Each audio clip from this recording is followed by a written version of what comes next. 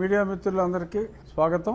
ఈరోజు ముఖ్యమైన అంశం ఆకివీడులో రామాలయ పునర్నిర్మాణం. శిథిలావస్థలో ఉన్న ఆ రామాలయ పునర్నిర్మాణం. ముందుగా దీన్ని నా దృష్టికి తీసుకువచ్చింది, మరి ఇక్కడ డబ్బా కనపడతలేదు, సాక్షి వారు న్యూస్ పేపర్లో ఒక మెయిన్ ఎడిషన్లోనే, జిల్లా ఎడిషన్ కూడా కాదు, మెయిన్ ఎడిషన్లోనే రామ దిక్కు లేదా అన్నట్టు రఘుకుల తిలక రారా నిన్ను చేతులెత్తి ముక్కు కొనేదమురా అనే పాట పాడుకోవటమే తప్ప ఆచరణలో లేదు. ఒక శతాబ్ద కాలం నాటి రామాలయం, ఎందుకంటే బ్రిటిష్ కాలం నాటి రామాలయం మరి శిథిలావస్థలో ఉంటే కనీసం తుడిచే నాదురు కూడా లేడు. మీరు పాటలు పాడుకుని తిరిగే బ్యాచ్ తప్ప తుడిచేవాడు కూడా లేడు. మరి ఎక్కడెక్కడో మరి కాలువలు బాగు చేయాలి అని చెప్పి గృహాలు కూడా నిర్మూలించే ప్రజాప్రతినిధులు, కాళ్లలో అడ్డుగా ఉందని ఒక దేవాలయాన్ని కూడా మరి అక్కడ నుంచి మార్చివేసిన ప్రజాప్రతినిధులు ఏం చేస్తున్నారు అని ప్రజలందరూ ప్రశ్నిస్తున్నారు అని ప్రజల తరపున శ్రీమతి భారతిరెడ్డి గారు చైర్పర్సన్గా ఉన్న సాక్షి పత్రికలో ప్రస్ఫుటంగా రాయటం జరిగింది. అది చూసి నేను ఇమీడియట్గా స్పందించి సాక్షాత్తు సాక్షివాడే ఇంతలాగా రాముల వారికి జరిగిన అపరాధాన్ని మరి అంతగా పరితపిస్తూ ఉంటే, మరి నిజమైన రామభక్తుణ్ణి, పేరులోనే రాముడి పేరు, రఘురాముడి పేరు, మరి మా తాతగారు మరి ఎందుకని పెట్టారు ఆ పేరు పెట్టారు. ఆకివీడికి ఆనుకొని ఉన్న ఐబీవరంలో మా తాతగారు, మా నాన్నమ్మ గారు నాకు ఆ పేరు పెట్టడం జరిగింది. మరి అది లింకో పెద్దగా సాక్షి పేపర్ చదవను నేను. ఆ రోజు సాక్షి పేపర్ చదవటం, మరి రాముల వారికి జరిగిన అన్యాయం గురించి నేను వెంటనే ఆకివీడులో ఉమాగారంటే పురుషుడే, ఉమాగారికి ఫోన్ చేసి అదేదో క్లీన్ చేయండి అని చెప్పి అడిగితే, ఆ క్లీనింగ్కి వెళ్తే పని అవదమ్మా, మీరెవరో తోడటానికి వీల్లేదమ్మా, మేము ఊరుకోం అని చెప్పి అక్కడ వారు అడ్డగించారని చెప్పి నాకు చెప్తే నేను వెంటనే అక్కడికి వెళ్ళటం జరిగింది. తక్షణమే తెలిసిన వెంటనే వెళ్ళా. అక్కడికి ఒక పాస్టర్ గారు వచ్చి, ఇక్కడ ఎవరో హిందువులు లేరు, అందరూ క్రిస్టియన్లే అని చెప్పి వారు చెప్పటం, అది కూడా వీడియోలో రావటం, ఇవన్నీ కూడా స్పష్టంగా కనపడి ఆ రోజే మరి అక్కడ ఉన్న ఒక బాలుడు, అలాగే మన భారతీయ జనతా పార్టీకి కాదు, విశ్వ హిందూ పరిషత్తుకి చెందిన మాణిక్యాలరావు గారు, వారి మీద కూడా దాడి జరిగింది. ఆ దాడిలో వీళ్ళు వెళ్ళి కంప్లైంట్ ఇచ్చేటప్పటికి దెబ్బతిన్నారు. ఒక చిన్న పసిపాప కూడా, అమ్మాయి చెయ్యి కూడా తిప్పేశారు, ఒక 7 సంవత్సరాల బాలిక. ఆ ఎలిమెంట్స్ అక్కడికి వెళ్ళి రివర్స్లో ఒక కంప్లైంట్ వాళ్ళు కూడా పెట్టి మమ్మల్ని కూడా కొట్టారు అని చెప్పి అబద్ధాలు ఆడి ఒక రకమైన డ్రామా క్రియేట్ చేశారు. తర్వాత నేను తెలుసుకున్నది ఏంటంటే, వారికి ఇది పరిపాటి. ఎప్పుడైనా రెండు వర్గాలు కొట్టుకోకల్లా, ఒక వర్గం వారు ఇంకో వర్గాన్ని కొట్టి వీళ్ళే అక్కడికి వెళ్ళిపోయి అవసరం అనుకున్నప్పుడు కొంచెం వాళ్ళే గిరేసుకుని మమ్మల్ని కొట్టేశారని చెప్పి మీరు వెంటనే మాకు చాలా తీవ్రంగా దెబ్బతిన్నాము అని చెప్పి సర్టిఫికేట్ ఇవ్వకపోతే నీ మీద SC/ST కేసు పెడతామని చెప్పి డాక్టర్లను బెదిరించి అలా దొంగ సర్టిఫికేట్లు తీసుకుని సో వీళ్ళు పెట్టిన కేసు వాళ్ళు పెట్టిన కేసు ఆ పోలీసు రిజిస్టర్ చేయటం తర్వాత ఏదో సర్లే ఎందుకు లేరా బాబు ఈ గొడవ అని చెప్పి వాళ్ళు వీళ్ళు కూడా ఎందుకు లేని కాంప్రమైజ్ అవ్వటం సో కొట్టడం వీళ్ళకి కొట్టించుకోవటం వాళ్ళకి ఒక అలవాటుగా అదొక ప్రహసనంగా మారిపోయింది. అదే మోడల్ ఫాలో అవుదామని అనుకున్నారు తర్వాత కూడా. సో ఆ తర్వాత ఉగాదికి వెళ్ళటం జరిగింది. ఉగాది రోజు జస్ట్ ఆ రోజు పెద్దగా గొడవలు జరగకుండా అక్కడికి వెళ్ళి వెంటనే రావడం జరిగింది. అప్పుడే చెప్పాను శ్రీరామనవమికి ఇక్కడికి వస్తాను, ఎందుకంటే మాణిక్యాలరావు గారు రెగ్యులర్గా ప్రతి శ్రీరామనవమికి పానకం అలాగే వడపప్పు అక్కడ ఇవ్వటం అనేది ఎప్పటి నుంచో జరుగుతుంది. వారి కుటుంబ సభ్యులే సుమారు ఒక 40 సంవత్సరాలుగా కరెంటు బిల్లు కూడా వారి కుటుంబ సభ్యులే పే చేస్తున్నారు. రామాలయం అనే పేరు మీదే ఎలక్ట్రిసిటీ బోర్డు ఇన్వాయిస్ రేజ్ చేస్తుంది, వాళ్ళే పే చేస్తున్నారు. ఆయన కూడా ఈ శ్రీరామనవమికి కూడా మనం అక్కడ పానకం వడపప్పు చెయ్యాలి అని చెప్పి చెప్పారు. తప్పకుండా మనం అది చేయాలి మాణిక్యాలరావు గారు అని చెప్పి చెప్పడం జరిగింది. అందులో భాగంగా మొన్న 27వ తారీఖు శ్రీరామనవమి రోజు అక్కడికి వెళ్ళినప్పుడు ఓ హడావుడంతా ఎక్కడెక్కడ వాళ్ళో చుట్టుపక్కల చాలా గ్రామాలు రిలయబుల్గా తెలిసింది. ఏం సానుభూతి పరులు, ఇక్కడేమీ మొహాటం లేకుండా చెప్తున్నా నీలి కోటు వీరుడు అవడో వాడే నీలి కోటు వీరుడు తాలూకా మనుషులు ఓపెన్గా క్లియర్గా మహాసేన్ రాజేష్ గారు కూడా చాలా స్పష్టంగా చెప్పారు. ఆ ట్వీట్లు పెట్టింది నీలికోటు డూప్ ఒకడు ఉన్నాడు, ఆ పేరుతో సహా మహాసేన్ రాజేష్ గారు చాలా స్పష్టంగా చెప్పడం జరిగింది. ఆధారాలన్నీ కూడా వస్తున్నాయి, తెర వెనుకున్న గ్రంథ సాంగుల పేర్లన్నీ కూడా వస్తున్నాయి. వారు ఎక్కడెక్కడి నుంచో జనాలు అక్కడ ఉన్న వాళ్ళే కాకుండా కొన్ని పేర్లు అక్కడ ఉన్న వాళ్ళ పేర్లు తెలుసు. ఆ నరేషు, ఆ చిన్న యేసోబా ఏదో చెప్పారు, చిన్న యేసోబు, ఈ బ్యాచ్ కాకుండా ఆ బయట ఊర్ల నుంచి కూడా వచ్చారు. ఆ మేజర్ క్రిమినల్స్ ఉన్నారు, రాజేష్ ఖన్నా, ఇస్మాయిల్ అంటే సాయిబు అనుకున్నారు. అతను కన్వర్ట్ అయ్యి చర్చిలు నడుపుకుంటున్నాడు, అదొక మాఫియా. అతని భార్య, అతని కూతురు, వాళ్ళ మీద కూడా ఆల్రెడీ కేసులు ఉన్నాయి వేరే ఇష్యూల్లో. తప్పించుకుని తిరుగుతున్నాడు. ఈజ్ ఆన్ ద రన్, దొరుకుతాడు. మధ్యాహ్నం కావచ్చు, రాత్రి కావచ్చు, రేపొద్దుటికైనా సరే దొరుకుతాడు. పోలీసులు గాలిస్తున్నారు. వీళ్ళు వాళ్ళని ప్రొవోక్ చేసి బయట ఊర్ల నుంచి కూడా జనాల్ని తీసుకొచ్చి సడన్గా అటాక్ చేయటం జరిగింది. నాకు సిఆర్పిఎఫ్ ప్రొటెక్షన్ ఉండబట్టి పోలీసులను కూడా కొంచెం అప్రమత్తమై వాళ్ళకు కూడా కొంత ఇన్ఫర్మేషన్ వచ్చి డిఎస్పి రఘువీర్ విష్ణు గారు ఆయన కూడా పర్సనల్గా అకంపెనీ చేసి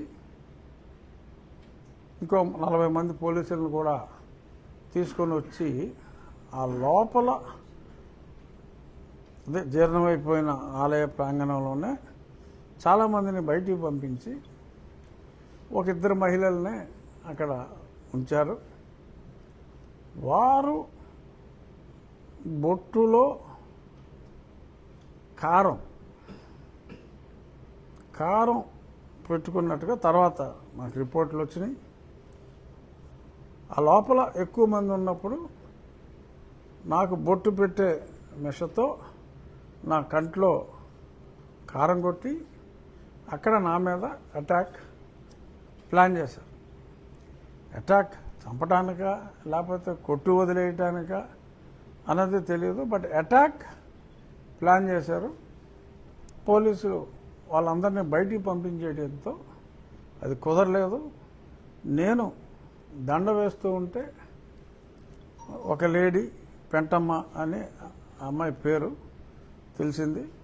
ఆవిడ దండ వేయటానికి వీల్లేదు అని చెప్పి నన్ను అడ్డగిస్తే, నేను రాముడికి దండ వేయొద్దు అని చెప్పడానికి నువ్వెవరమ్మా, నీకు ఆ హక్కు లేదు అని చెప్పి నేను రాముల వారి మెడలో ఆ దండ వేయటం జరిగింది. నేను తల పక్కకి తిప్పానో లేదో తను ఆ దండ తీసి విసిరేసింది. అది కొంతమంది మీడియా మిత్రులు దాన్ని తీయటం కూడా జరిగింది. సో అది ప్రత్యక్షంగా అందరూ చూశారు. అంటే అక్కడ ఆ హేట్రెడ్, ఆ అసహనం అనేది, ఆ పరమత అసహనం అనేది, రాముడి గుడి, అక్కడ రాముడి విగ్రహం ఉంది, మరి అయినప్పటికీ కూడా ఈ రకంగా బిహేవ్ చేయటం. నేను బయలుదేరిన వెంటనే, బయలుదేరుతూ ఉండగానే కారు మీద పిడిగుద్దులు, కొంతమంది రాళ్ళు విసరటం, ఆ కారు కూడా సొట్ల పడి కొంతమంది గీరేశారు కారు మీద. బట్ ఇమ్మీడియట్గా వెళ్ళిపోయినందువల్ల నా వెనక ఉన్న వాళ్ళ మీద అటాక్ దారుణంగా మారణాయుధాలతో, తర్వాత కొన్ని మారణాయుధాలు కూడా దొరికినాయి వారి ఇళ్లలో. మారణాయుధాలతో ముందే ప్లాన్ చేసుకుంటే ఎవడో రాజమండ్రిలో ఒక కుమారు, ఇంకెవడో సస్పెండెడ్ కుమారు, ఇంకెవడో కుమారు, ఏంటో అందరూ కుమారులే ఉన్నారు. 3 కుమారులు. అది ఇరు వర్గాల మధ్యన ఘర్షణ, అన్యాయంగా ఇలా చేశారు, ప్రీ ప్లాన్డ్గా చేశారు. అసలు ఎమ్మెల్యేకి అక్కడికి రావాల్సిన పని ఏంటి? అరే బుద్ధుందరా, ఒక ఎమ్మెల్యే తన నియోజకవర్గంలో ఉన్న రాముడి గుడిలో అది గుర్తు చేసిందే నువ్వంటే నువ్వే కదా సాక్షి, నువ్వేగా గుర్తు చేసిందే నువ్వు గుర్తు చేసి, అంటే ఈడే టాపేసాడు అనమాట.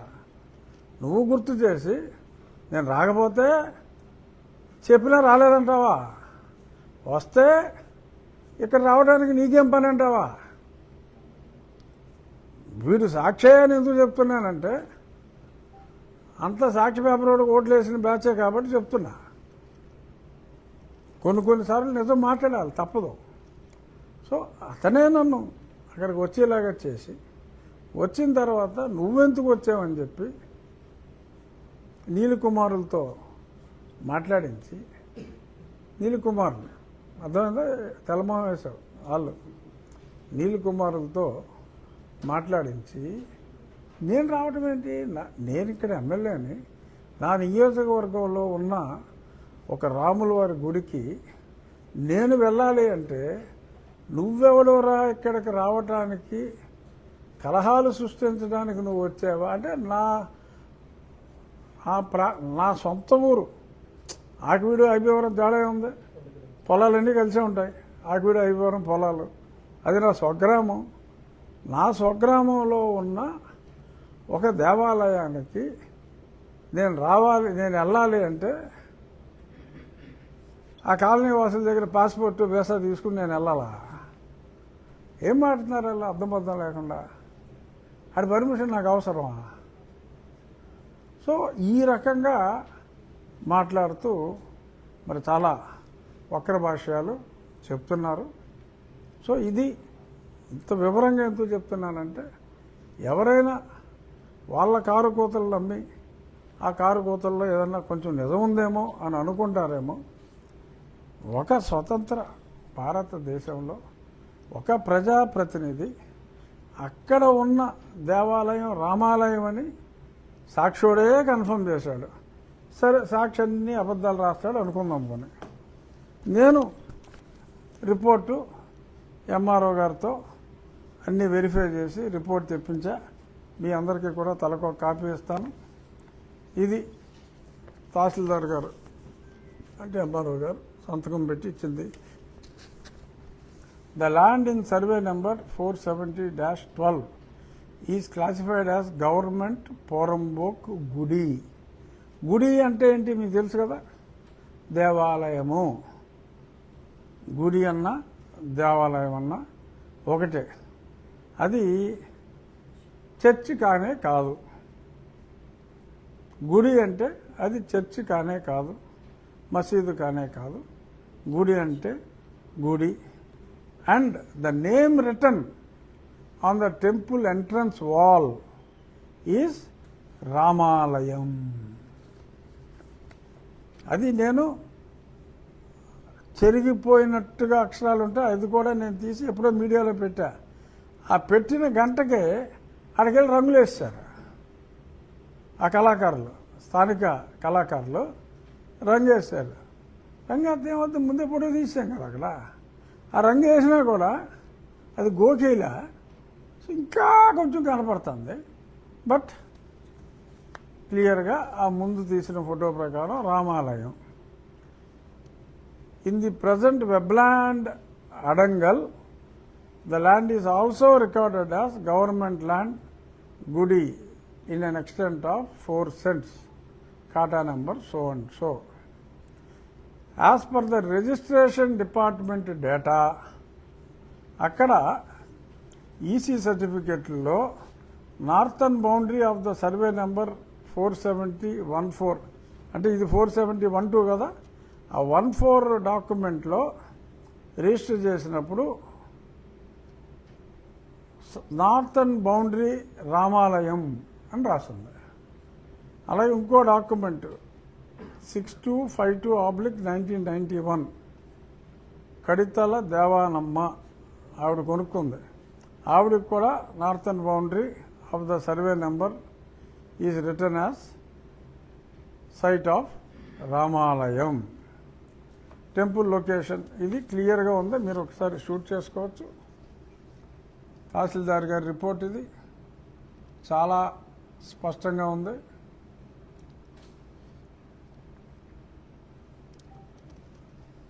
ఇది కాక ఇందాక చెప్పాను కరెంటు బిల్లు మాణిక్యాలరావు గారి కుటుంబ సభ్యులు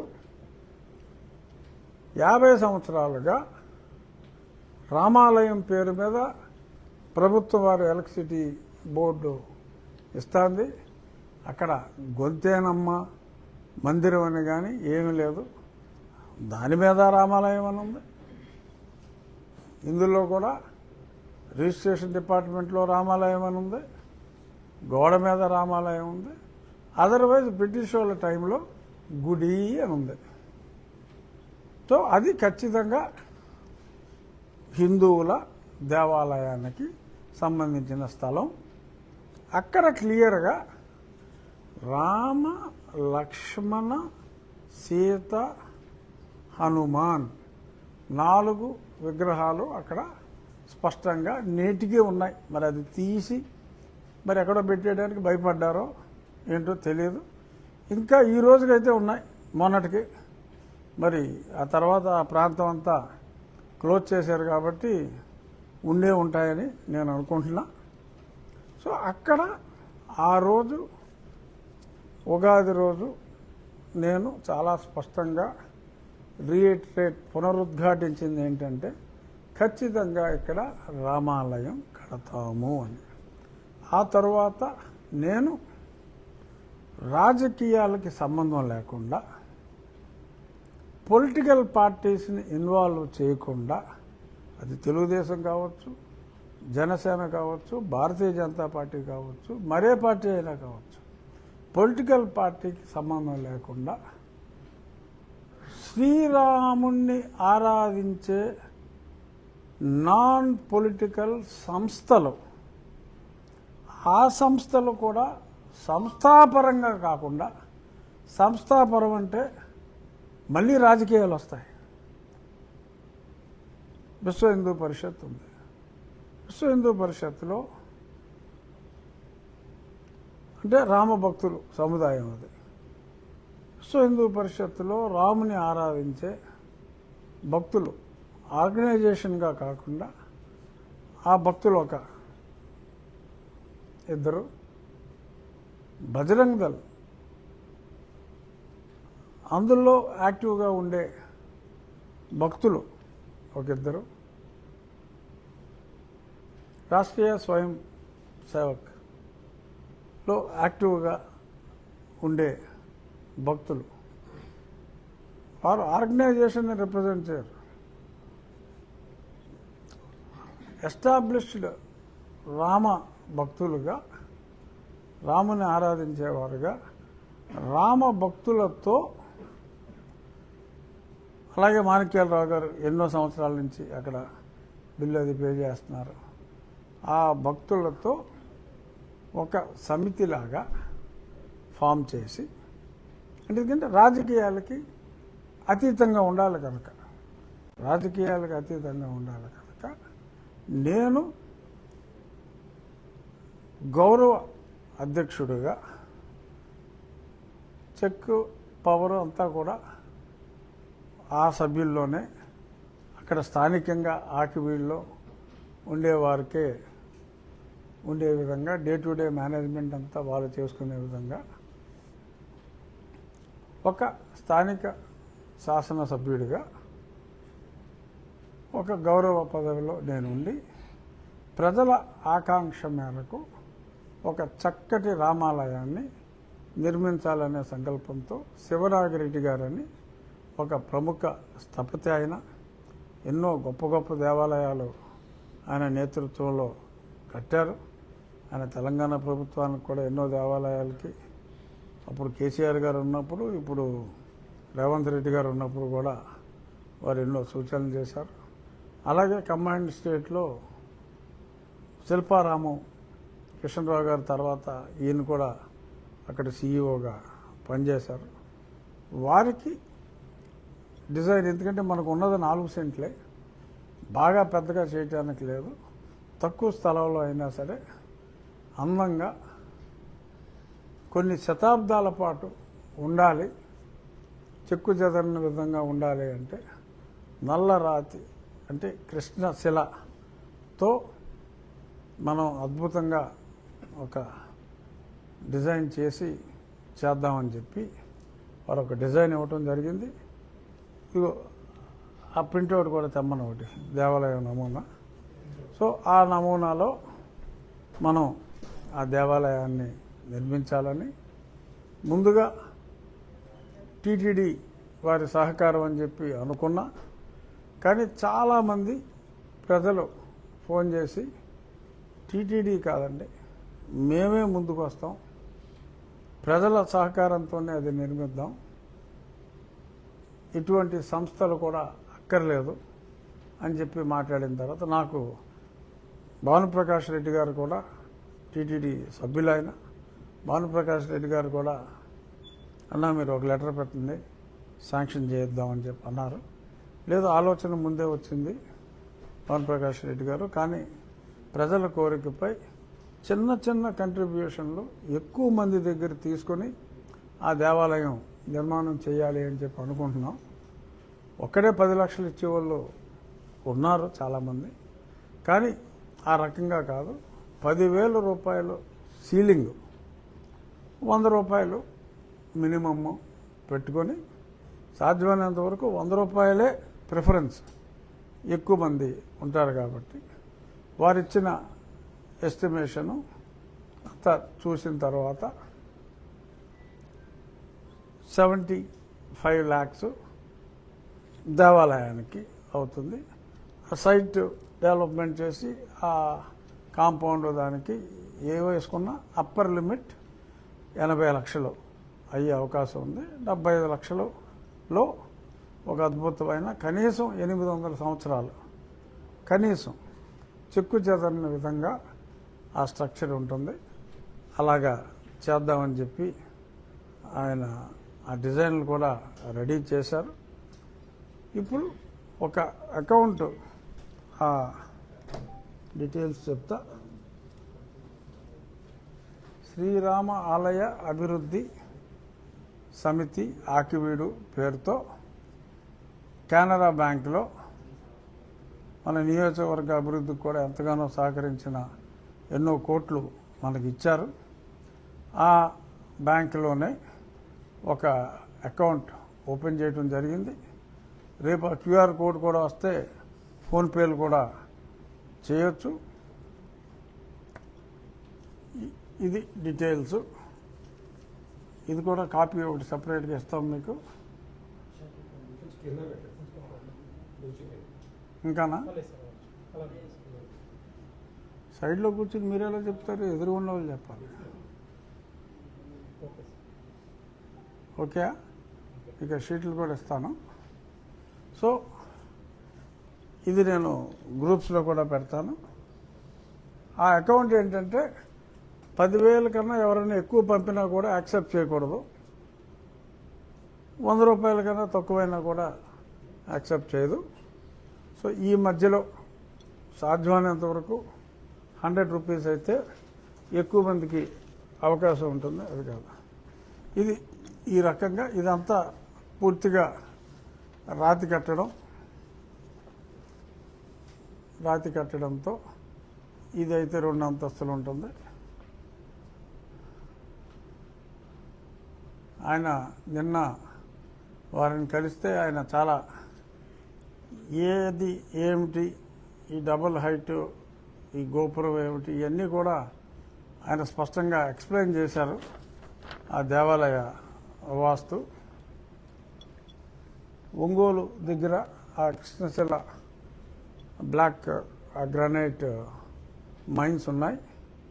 అక్కడ రీసెంట్గా వారు 250 కోట్ల రూపాయలతో తెలంగాణ భువనగిరి దగ్గర మానేపల్లి బ్రదర్స్ అని వారు, ఇక్కడ మన మానేపల్లి కాదు, అక్కడ కూడా ఉన్నారు. వారు స్వయంగా చిన్నజీయర్ స్వామివారి నేతృత్వంలో ఒకే డోనరు, ఎవరి దగ్గర ఒక్క పైసా కూడా తీసుకోవాలా, ఒకే డోనర్, సింగిల్ డోనర్ 250 కోట్ల రూపాయలతో ఒక అత్యద్భుతమైన వెంకటేశ్వర స్వామి ఆలయం, అది కూడా ఈయన మన నాకు ఐడియా లేదండి. ఇది నాకు ఆ శిల్పి గారిని అడిగాను. ఆ 250 కోట్ల రూపాయల ఆలయం నిర్మించింది దాని స్థపతి శివనాగిరెడ్డి గారు. సో ఆయన, నేను నాకున్న పరిచయం మీద ఇది చిన్న ఆలయం అయినప్పటికీ కూడా మీ ప్రత్యక్ష పర్యవేక్షణ ఉండాలి అని చెప్పి నేను ఆయన్ని రిక్వెస్ట్ చేయటం, ఆయన అంగీకరించి స్థలం చిన్నదైనా కూడా చూసిన వెంటనే మనసులో నిక్షిప్తమై ఉండేలాగా, చాలా అద్భుతంగా వచ్చేలాగా, దేవాలయ వాస్తు అంతా ప్రతిబింబించేలాగా ఆ చిన్న స్థలంలో ఆయన మనిషిని పంపించారు. ఆయన జూనియర్ని సుధాకర్ సింగ్ అని, ఆయన కూడా ప్రముఖ శిల్పి, ఆయన అసిస్టెంట్.